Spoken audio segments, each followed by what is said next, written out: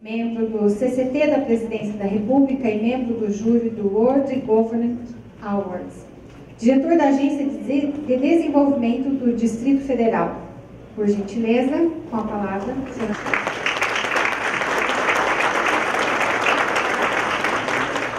Namastê, né? Você sabia o que significa namastê, deputado? Eu aprendi ontem. Namastê significa assim, eu reconheço a divindade em você. Bonito isso, né? Aí eu falei, eu vou cumprimentar amanhã o pessoal com namastê, né? Reconheço a divindade em vocês. Mas vamos lá. A gente vai falar sobre cidades humanas, inteligentes, criativas e sustentáveis. É a sigla de CHICS, CHICS, Cidades Humanas, Inteligentes, Criativas e Sustentáveis. Caminho para o futuro, vamos ver como é que é isso. Bom, só me apresentando rapidamente, eu sou presidente da Rede Brasileira de Cidades Inteligentes e Humanas, membro do Conselho de Ciência e Tecnologia da Presidência da República, membro do júri do World Government Awards, que funciona na Coreia do Sul. Eu sou o único latino-americano nesse fórum, que de dois em dois anos premia 5 cidades mundiais que estão mais avançadas nessa área de cidades inteligentes. Pela primeira vez tem uma cidade brasileira participando, que foi o Rio de Janeiro, mas infelizmente não ganhou nada lá no prêmio.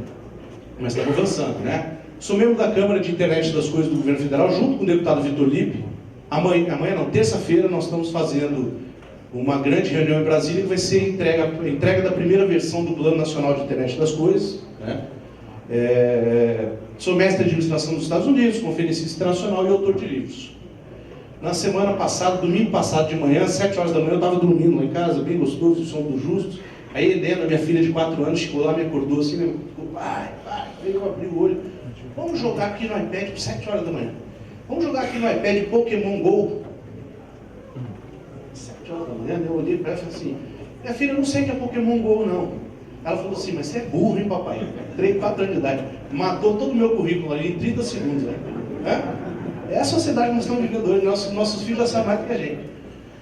O que a gente vai ver aqui hoje? Nós vamos ver como é que é o segredo para o desenvolvimento do Brasil, como é que foi o desenvolvimento no mundo, como é que será o futuro, o novo paradigma mundial, e vamos falar sobre as CHICS. Vamos falar de 3 historinhas aqui para a gente refletir. A primeira, eu queria mostrar, trouxe para vocês aqui a Marcha de Paris. Eu não sei se vocês se lembram, quando teve aquele atentado do jornal Charlie Hebdo, né? E eles conseguiram fazer uma grande marcha lá em Paris, reuniram 1,5 milhão de pessoas nas praças de Paris para combater o terrorismo, para lutar contra o terrorismo. E a primeira reflexão que eu quero que façamos aqui juntos é o seguinte: olha a quantidade de políticos das mais diversas ideologias, dos mais diversos partidos, reunidos, andando todos de braços dados, olhando para a mesma direção, para combater o terrorismo. Por que a gente consegue fazer isso para combater o mal e a gente não consegue se juntar para fazer o bem, para fazer as coisas que têm que ser feitas? Segunda história é sobre Chattanooga. Vê se você consegue um aí com uma pilha melhor. A Chattanooga. Chattanooga é uma cidade nos Estados Unidos, no Tennessee, que no início do século XX foi considerada a cidade mais poluída dos Estados Unidos. Ela era uma cidade que começou a entrar em decadência. A juventude de Chattanooga, saindo da cidade para estudar, não voltava mais. Então foi uma cidade que começou ela ia acabar. E algumas pessoas resolveram se juntar e fizeram um planejamento para a cidade de 50 anos. 46 anos depois, Chattanooga se tornou uma cidade das mais sustentáveis do mundo. Hoje eles têm lá a internet mais veloz dos Estados Unidos, só comparável com a de Hong Kong. E desenvolveram, tem aqui um oceanário, que é um oceanário onde você coloca espécies de peixes, né, de várias partes de todos os oceanos. Esse oceanário recebe 5 milhões de turistas estrangeiros por ano. Só para vocês saberem o que é isso, o Brasil recebe 10 milhões de turistas estrangeiros por ano. Então só o oceanário de Chattanooga, por conta de um desenvolvimento planejado, recebe metade de turistas estrangeiros que recebe o Brasil.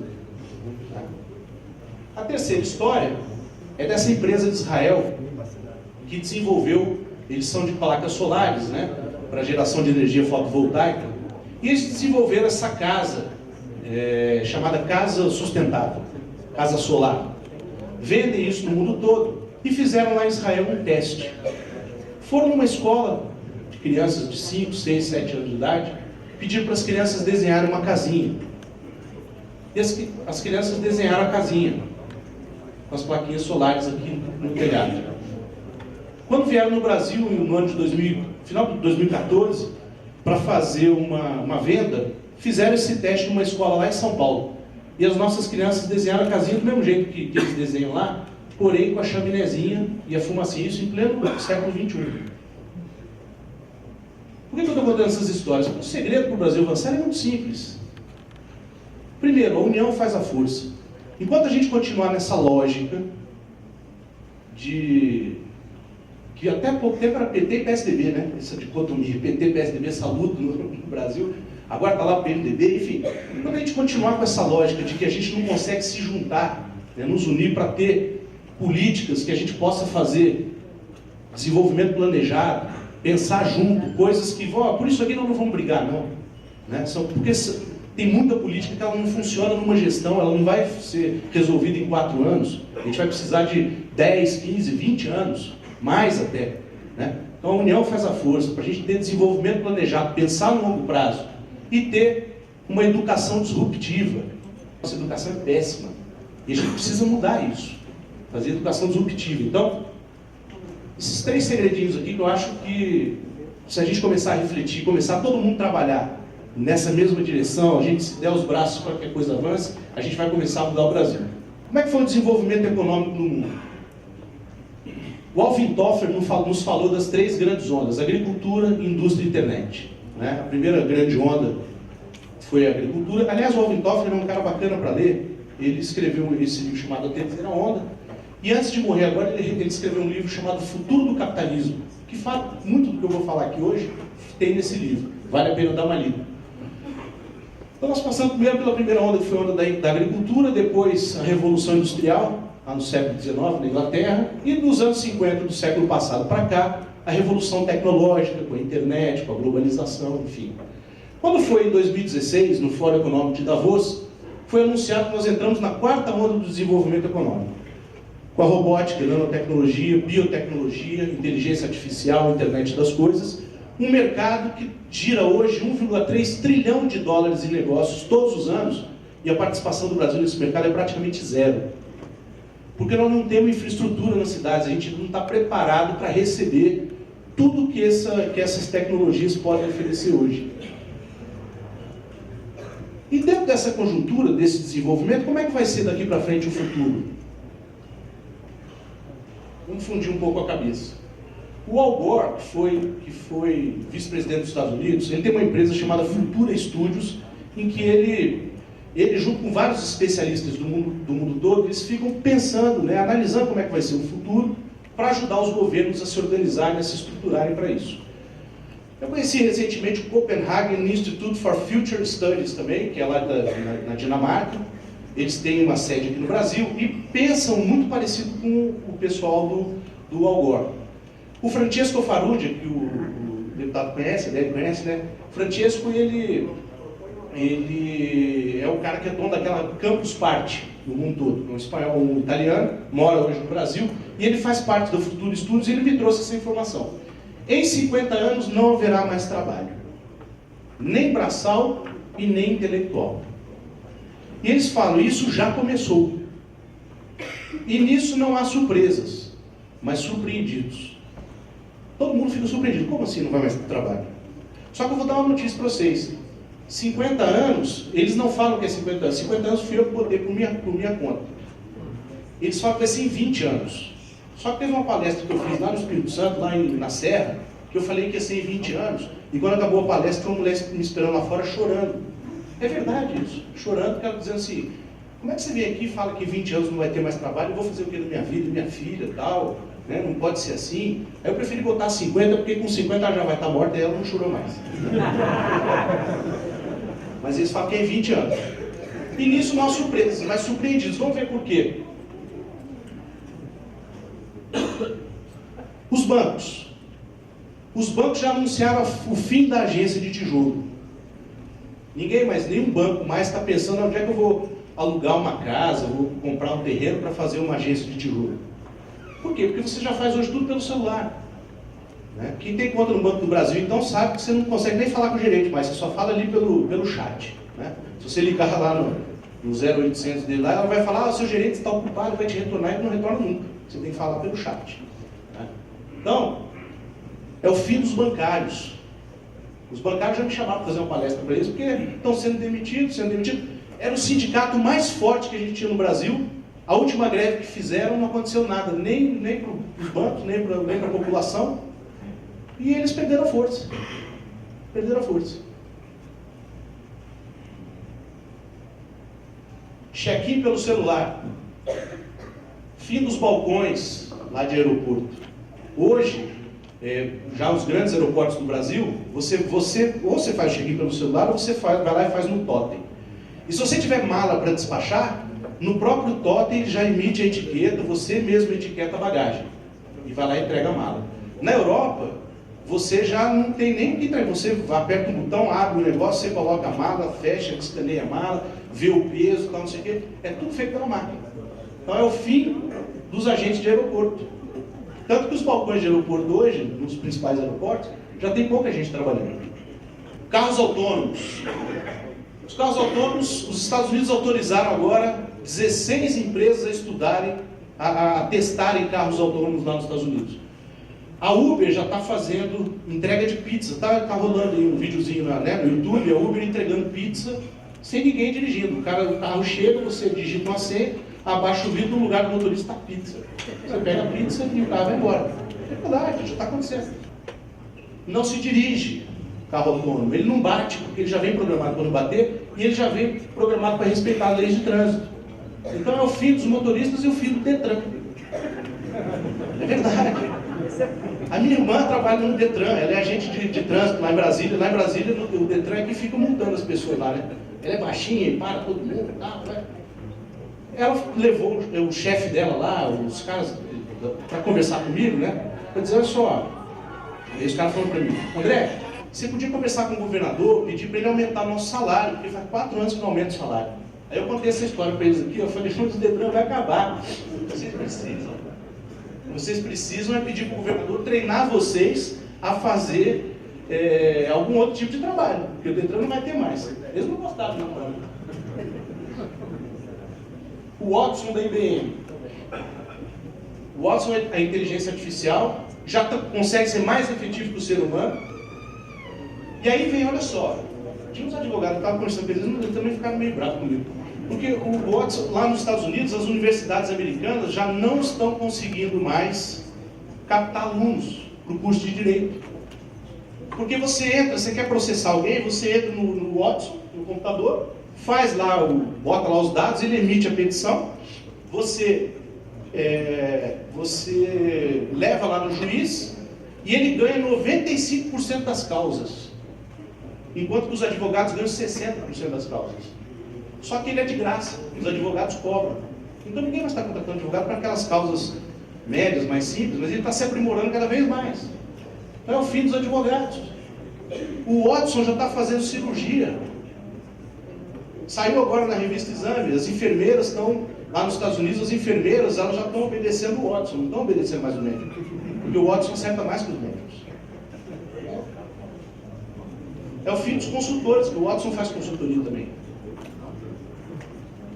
Robô jornalismo, a agência Reuters, que é a maior agência de jornalismo do mundo, transmitiu a Olimpíada do Rio de Janeiro sem um ser humano. Já botou a mão no coração, né? Porque você é jornalista. Aí, mas não é um robô assim, não. Ó. É só uma caixinha desse tamanho. As pessoas estavam nos estádios, né? Nas arenas, nas ruas, fazendo comentários, tirando foto. Pela rede social, ele pega todas aquelas informações, monta a notícia e distribui para o mundo todo. Sem um ser humano. É o fim dos jornalistas. Impressora 3D. Esse prédio na China foi entregue no final de 2016, feito por uma impressora 3D. Sem arquitetos, sem engenheiros, sem mestre de obra e sem peão de obra. Anteontem eu recebi uma foto já de uma casa feita por uma impressora 3D, que ela é feita em 24 horas. Bacana, bacanérrima casa, super habitável, e custa em reais 31 mil reais. Aqui tem engenheiro? Deve ter, né? Mais tem. Estão tudo lascado.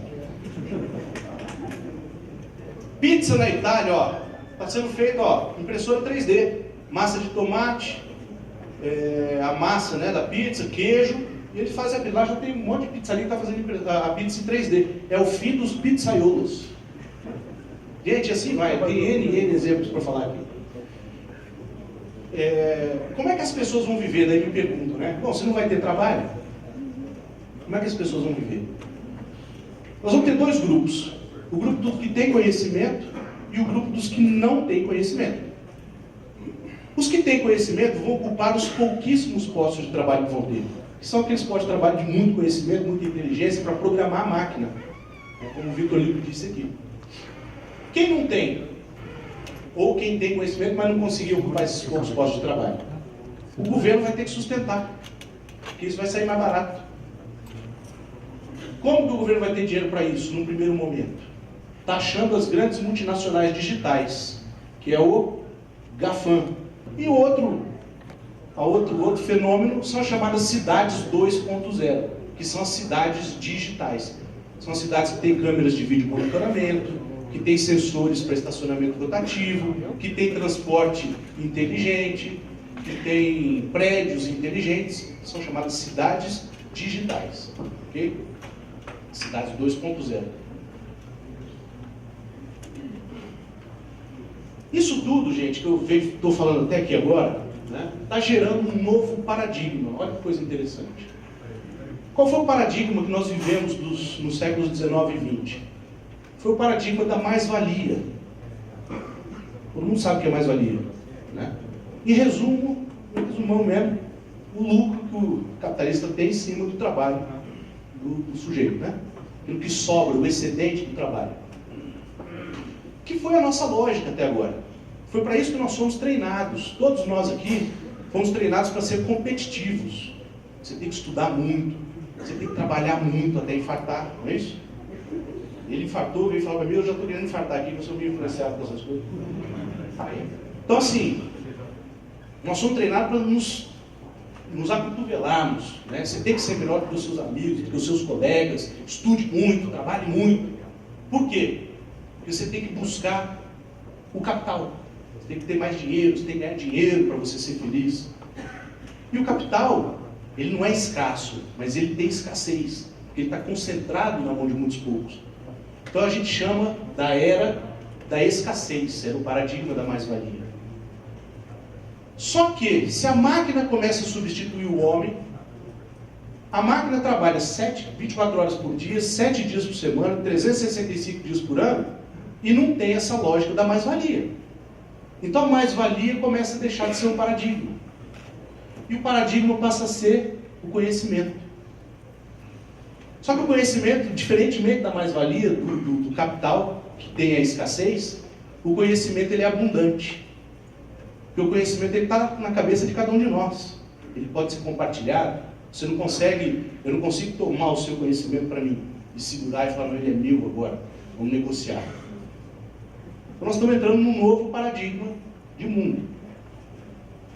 O conhecimento, ele é o grande capital do século XXI, então. Esse que é o grande segredo, né? E conhecimento vem da onde? Vem de dados e informações. Dados e informações geram conhecimento. Como é que é o processo? A digitalização das cidades, a cidade 2.0, câmeras de vídeo monitoramento, sensores, etc. Geram muitos dados. Agora vem a internet das coisas que geram muitos dados. O resultado, Big Data, o famoso Big Data. Quantidade enorme de dados que precisam ser cruzados. Qual que é o segredo? Transformar dados em informação, transformar informação em conhecimento, transformar conhecimento em capital. Qual que é o desafio? E aí vem, para mim, a coisa mais importante dessa palestra. Se todo mundo sair daqui refletindo sobre isso, eu já estou feliz. Posso até parar a palestra agora e ir embora. O conhecimento vai ser das grandes empresas ou de todos nós? Nós deixamos no século XIX e XX que as grandes organizações se apropriassem do capital. Eles são os donos do capital. E o conhecimento? Vai ser só deles ou vai ser de todos nós? Esse é o grande desafio. Isso é muito importante. Resumindo, nós estamos na seguinte situação. Estamos indo para o fim do trabalho e para um modelo falido das transnacionais, das grandes organizações e dos governos do Estado. Principalmente no Brasil. Um modelo, como é no Brasil, em que as pessoas vivem nas cidades, pagam seus impostos nas cidades, criam seus filhos nas cidades, se divertem nas cidades. Mas o dinheiro que a gente paga aqui, 83% vai para a União, só 17% fica na cidade. Para a União fazer o que está fazendo, esse modelo não tem como funcionar. Essa lógica precisa ser invertida. O dinheiro tem que estar aqui na cidade. Aqui, em Londrina, vocês sabem o que vocês querem para a vida de vocês.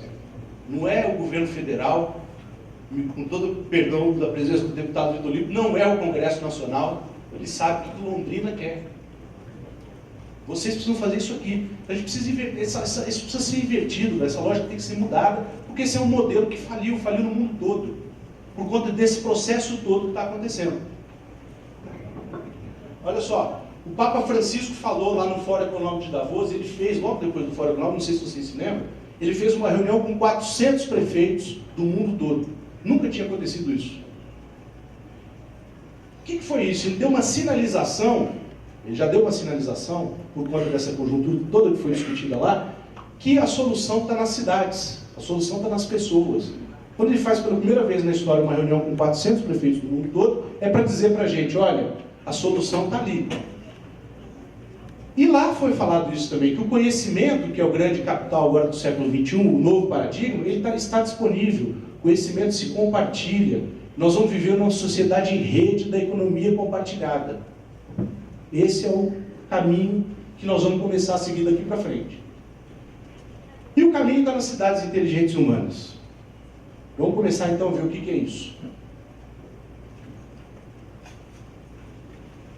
Como é que evolui esse conceito? As empresas de tecnologia da informação e comunicação, as grandes empresas, Microsoft, Cisco, IBM, Google, Apple, etc., elas, sabendo já que o conhecimento que vem de dados e informações seria o grande capital do século XXI, já no século passado, começaram a ir atrás das cidades.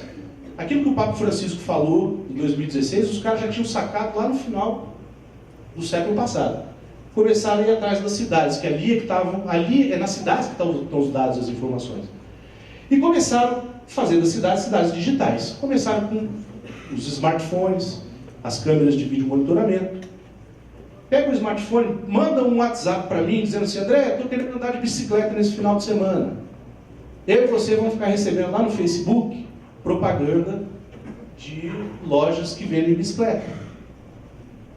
Sem eu falar para ninguém que eu estava vindo para Londrina, anteontem, portanto 2 dias atrás, eu comecei a receber, eu entrava no Facebook e tal, vinha lá, excelentes hotéis para você ficar em Londrina.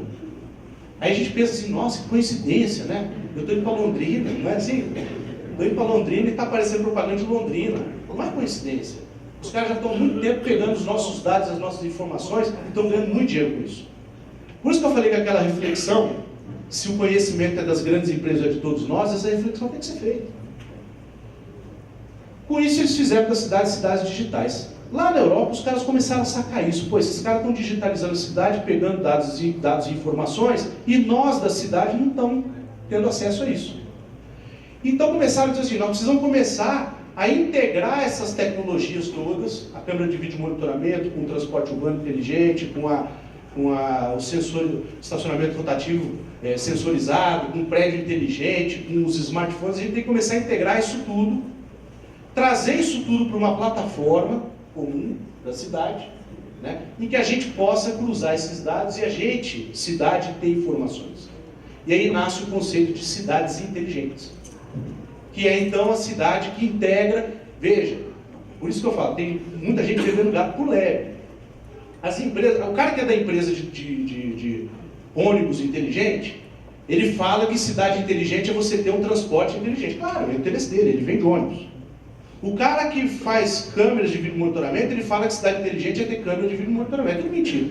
Para você ter isso é tudo cidade digital. Para ter a cidade inteligente, você tem que ter a integração dessas tecnologias todas. Para você integrar os dados e as informações. Por isso que eu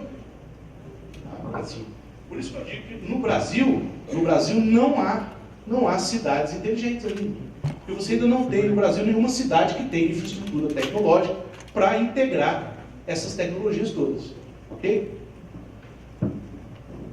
Em 2013, também na Europa, os caras perceberam o seguinte: também não adianta você fazer a integração das tecnologias todas, integrar os dados e as informações, se isso não for em benefício das pessoas. Como é que você faz a inclusão das pessoas nesse processo? Isso também não pode ficar só na mão das empresas, também não pode ficar só na mão das empresas e do governo. A sociedade tem que se envolver num processo de cocriação com o poder público, que é você ter essas informações, disponibilizar isso para a população e a população começar a interagir com o governo. Isso hoje é muito fácil de fazer, pelos smartphones. O prefeito da cidade de Londrina pode, no bairro X, pode falar: ih, eu tenho muito mais tempo para falar dele, não dá para acabar. Vamos lá, vou correr. O prefeito aqui, ele quer decidir se ele vai fazer um posto de saúde ou uma escola.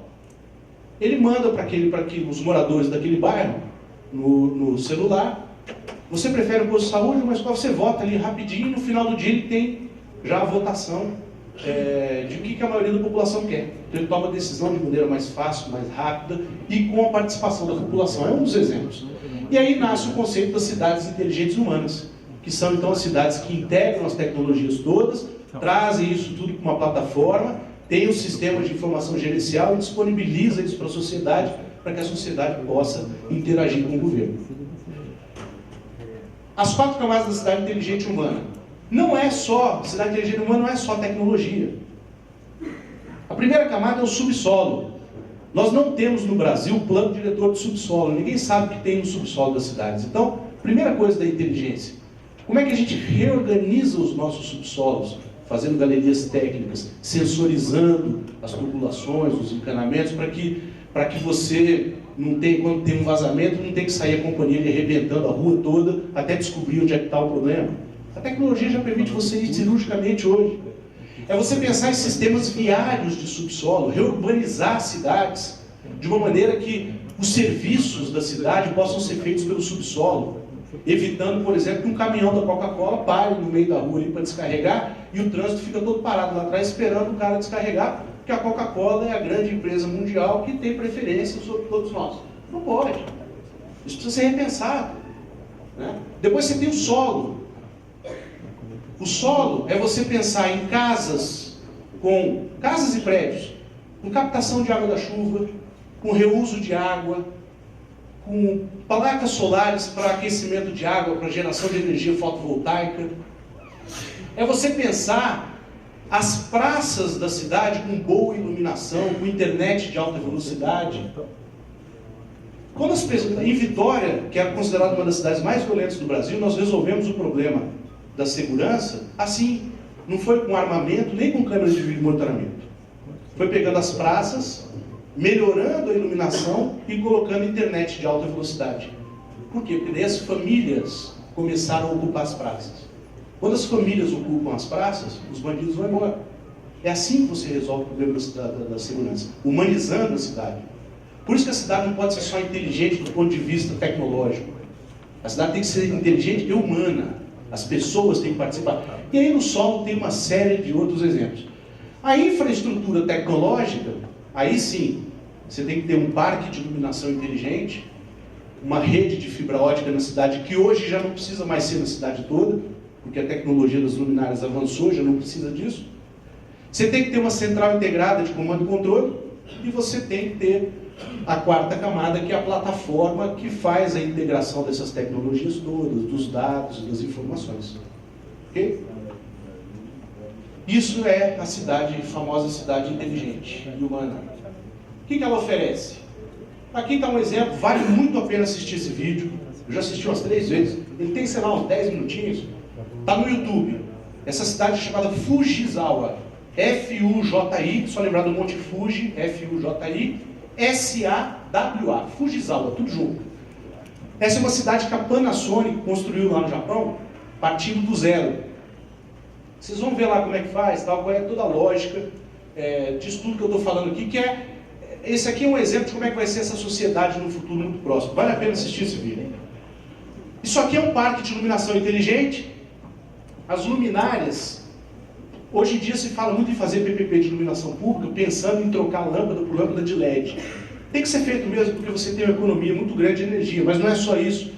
Você tem que trocar não a lâmpada, você tem que trocar a luminária. Esse conjunto todo aqui, colocando as tais das luminárias inteligentes.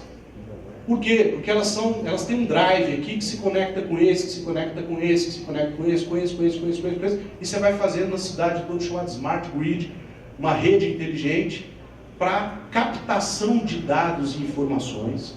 Aí esses dados e informações que você capta, pela rede de fibra ótica, você leva até a central de operações. Essa daqui é do Rio.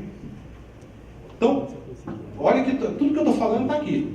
Central de operações, vem todos os dados e as informações. A do Rio tem um problema, ela não é inteligente porque ela não integra, ela não tem uma plataforma que integra os dados e as informações, então ainda fica dependendo muito das pessoas aqui. Mas muito em breve vai ter. E aí esses caras aqui vão perder emprego também.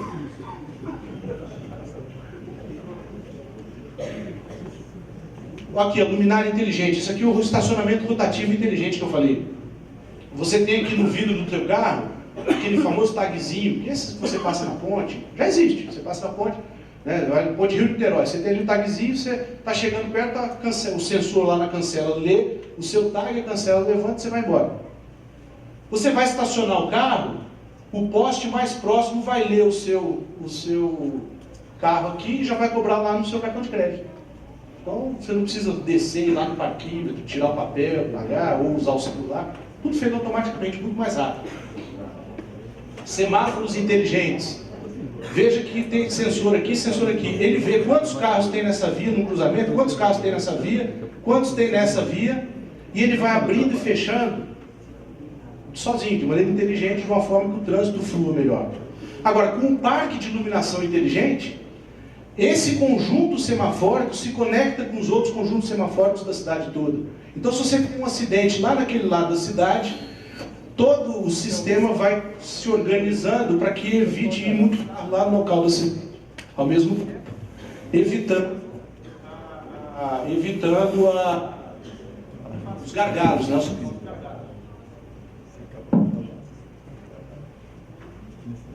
Essa aqui é uma central de operações, essa sim inteligente, essa é de Los Angeles.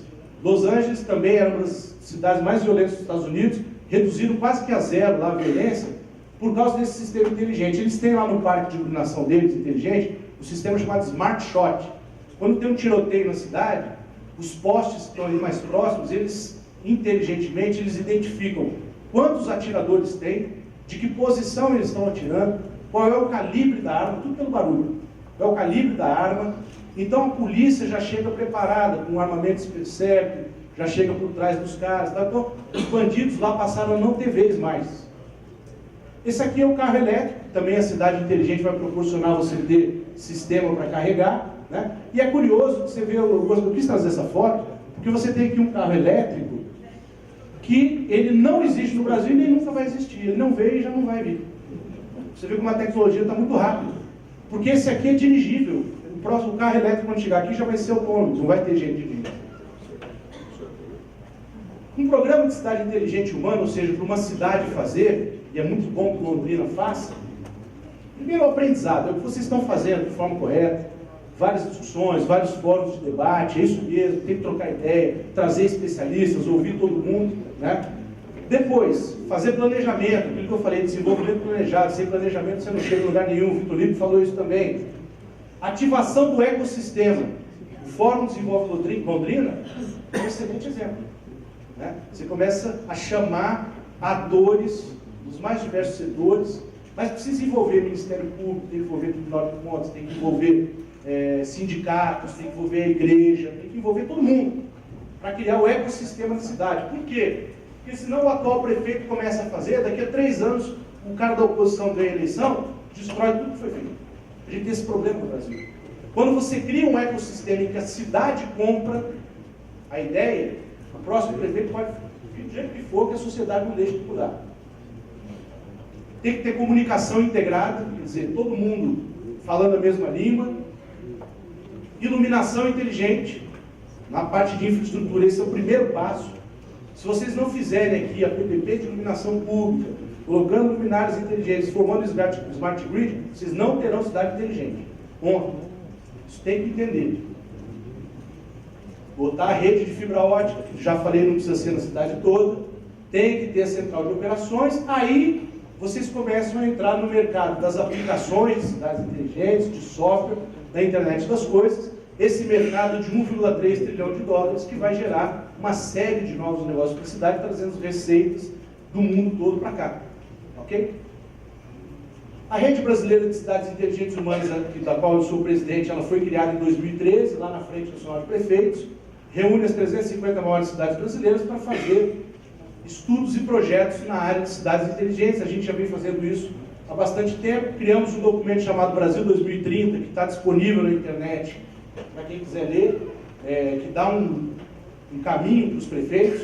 Criamos os indicadores de cidades inteligentes urbanas. Ajudamos o deputado Vitor Lippe a criar a Frente Parlamentar de Cidades Inteligentes Urbanas no Congresso Nacional para discutir legislação, para que tudo isso funcione. Existe um comitê governamental que está discutindo a questão das cidades inteligentes no Brasil todo. A Câmara de Internet das Coisas, a gente também participa. Temos parcerias internacionais como o BID, Banco Mundial, União Europeia, World Government Awards, enfim. Alguns projetos sendo desenvolvidos com o Ministério da Ciência e Tecnologia, com o MEC, com a União Europeia, com a FNP. Tudo isso a gente está fazendo para ajudar a mudar o Brasil aí pela educação e pelo desenvolvimento, gerando mais qualidade de vida, mais bem-estar social, mais sustentabilidade, mais desenvolvimento. Nossa missão, então, é ajudar na estruturação das cidades, né? Eu já vou falar rapidinho um negócio que nós montamos aqui, que vai ser bem bacana. Ajudar na modelagem da PPP de iluminação pública. Esse é um grande problema que as cidades estão vivendo hoje, porque a relação das cidades com as empresas está meio complexa e os ministérios públicos, os tribunais de contas estão atrapalhando muito também, né? Então, nós desenvolvemos um modelo que a gente ajuda o prefeito sem precisar daquela coisa da manifestação de interesse na parceria público-privada. Alguns tribunais de contas já estão batendo palma, é por aí mesmo, já vou explicar o que é. Tem que ter, nós estamos entregando para as cidades um plano mestre de chips, cidades urbanas, inteligentes, criativas e sustentáveis, ou seja, a gente ajuda a estruturar a PPP de iluminação pública e já entrega para o prefeito o que ele vai fazer com o parque de iluminação inteligente nos próximos 20, 30 anos, né? E damos apoio científico e tecnológico na utilização da plataforma de internet das coisas. Isso tudo em parceria, nós criamos um memorando de entendimento, já estamos trabalhando em parceria, a rede junto com a Fundação Getúlio Vargas, a Universidade de São Paulo, a USP, o Instituto Brasileiro de Engenharia de Custos, o CPQD lá de Campinas, a Fundação Exult, que é da Embraer, e o Copenhagen Institute for Future Studies. Então, nós juntamos esse time todo, já estamos entrando em 10 cidades brasileiras, né? Só vamos entrar em 15 cidades. Vamos entrar em 15 cidades, né? Então, espero que Londrina esteja entre as 15. Então, nós estamos à disposição do pessoal aqui da iluminação pública, da prefeitura, para ajudar a fazer uma grife de instituições acima de qualquer suspeita. Isso aqui é muito bom para a prefeitura, porque os ministérios públicos falam, bom, se você está com a FGV, com a USP, com o IBEC, com o CPQD, você está com um time de primeiro mundo. Você não está fazendo sacanagem, já sabem isso. Então, vocês nos contratam, a gente vai ajudar vocês a modelar isso tudo, vocês daí vão fazer as PPP, você vai ver que vai andar tudo muito mais rápido, nós já estamos trabalhando assim. Vamos pedir ao Papa Francisco, então, que abençoe, né, os nossos prefeitos, abençoe e incentive os nossos prefeitos, né? Para quê? Para que a gente possa, assim como lá em Paris, botar os nossos políticos todos de braços dados, olhando na mesma direção, cada um com sua maneira de olhar, cada um com a sua visão, mas que a gente consiga ter alguns projetos, que a gente trabalhe em conjunto, né, no longo prazo, para que a gente faça das nossas cidades, assim como Chattanooga conseguiu se reinventar, né, no longo prazo, a gente consiga reinventar as nossas cidades, melhorando o nosso país, mas fundamentalmente para que as nossas crianças parem imediatamente de desenhar casinhas com chaminé sem fumacinha e comecem a desenhar as casinhas com plaquinhas solares, que é assim que a gente vai conseguir mudar a cabeça da nossa sociedade, mudar o nosso país. Aqui vocês podem achar nesse site todas essas informações, o redebrasileiro.org, todo dia tem notícias novas lá. Meu Facebook, meu LinkedIn, também vocês podem interagir comigo. Na medida do possível eu vou conversando, ajudando, enfim, a gente vai batendo papo, estou à disposição. Era o que eu tinha para falar para vocês, meu muito obrigado, fico à disposição.